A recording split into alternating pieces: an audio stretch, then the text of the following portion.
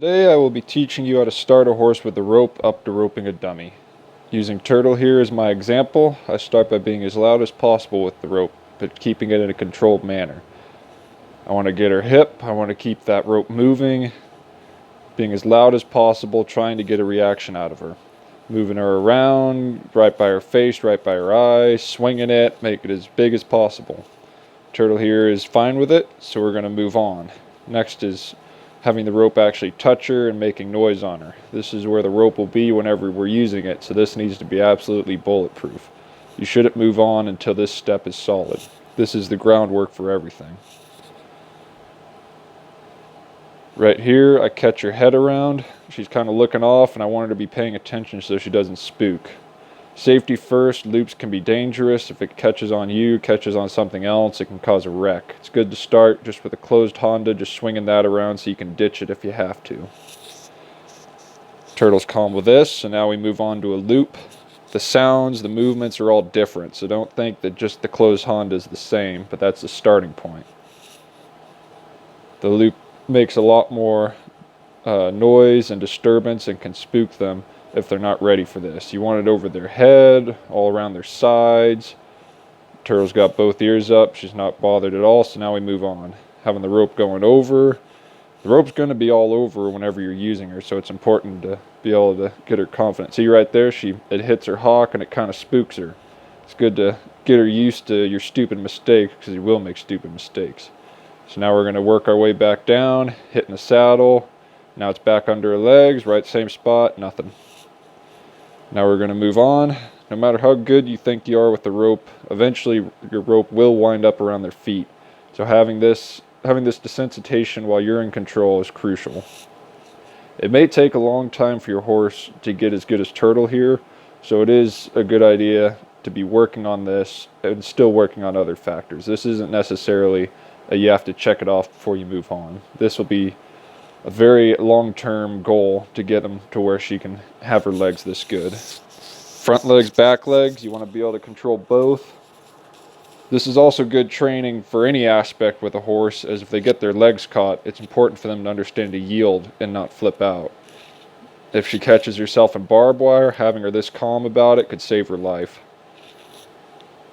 Over her hip, over her legs, all soft spots for horses, you want this to be solid. If you get to a point where it'd be hard to ditch the rope, or if it does get around their legs like this and they freak out, it can be a very bad wreck. I've had experiences with that, and it's no good for you or the horse. Once again, Turtle is completely fine with this, almost falling asleep, so we move on.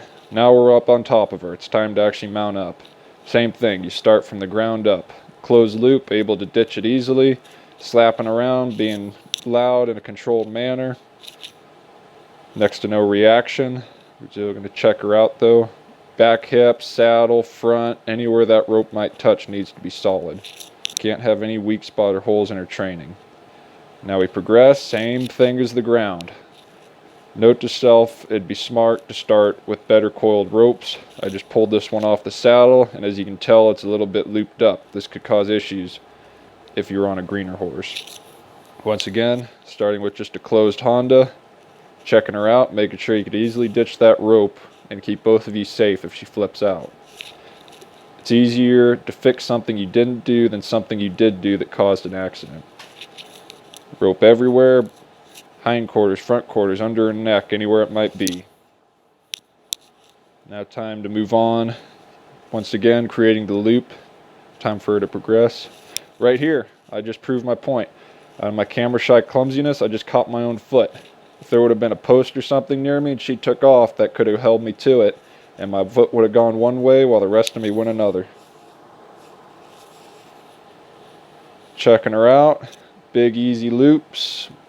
It's important to start small and getting bigger. Right now we're just standing. If she's not good standing where she can feel safe kind of braced up, it's not a good idea to get her moving. However, Turtle is once again very good with ropes. You can throw it, check that out. Another thing that can scare them is coiling up to you.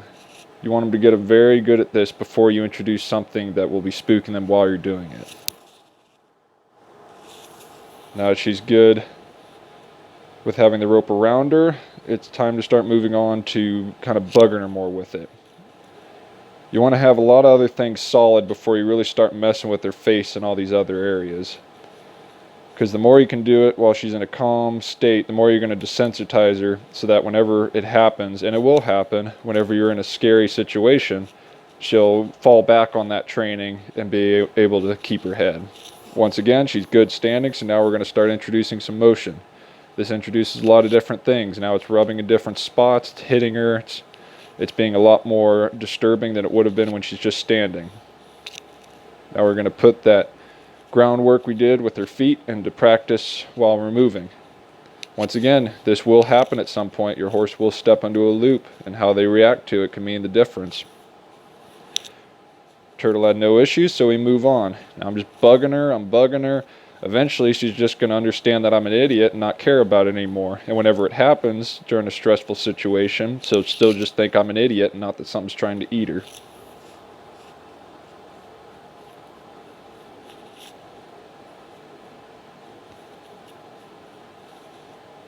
Now that we have her good at a walk, we've progressed from standing to a walk. Now it's time to kick her up a little bit. The more speed, the more stress, the more they're going to get worked up with all this stuff. It's important to slowly build up. You don't want to jump from 0 to 100, but at the same time, you do have to get them to this point where they're bulletproof at all levels. If not, then it'll come back to bite you whenever something stressful happens. Turtle's reacting to this very well. She's had a lot of work done with this. Still good to check her out before you would actually go somewhere. I can't do it in this situation. I don't have enough room, but eventually you want to be able to have them at a lope. I've had a horse where he was fine at all gates, but once you get up to going fast, he would kind of lose it. Practice this motion a lot. The more muscle memory they have with turning and backing once you grab a dolly will make it a lot easier in real life. If you have to fight with them while something's on the end of that rope, it'll make your life a lot harder. Now we're ready after we've got to go with the rope. Now it's time to move on to the dummy. Once again, close Honda. You can ditch the rope if things get bad. Just going to start by slapping it, making a lot of noise, a lot of things that could bug her. If she's not good with that rope hitting, once you're leaned over the saddle, getting that shot, she could take off on you. And that'd put you in a very bad spot, especially if you caught onto something alive while it jumps like that. She had no reaction to the rope moving and hitting it, so now it's time to make a loop and see what she does with throwing it. All your foundation work up to this point should make this very easy. They shouldn't be very bothered whenever it comes to swinging or catching it if everything else is fit in up to this point. As you can see, Turtle's standing quiet, doesn't care, doesn't move at all. We caught, no reaction. Time to increase the pressure a little bit. Now once again, we're putting in that kind of fear of the rope coming back at her, fear of the rope moving around. We want to make sure all that's there. It's slapping, it's being big. You want to press your luck now when you're in a controlled environment. All this will build onto her desensitization and her confidence in herself whenever something scary comes along. Foley all the way around, slapping it, making as much noise as possible, no reaction. All the foundation work that she's had is built up to this point. We can call it good.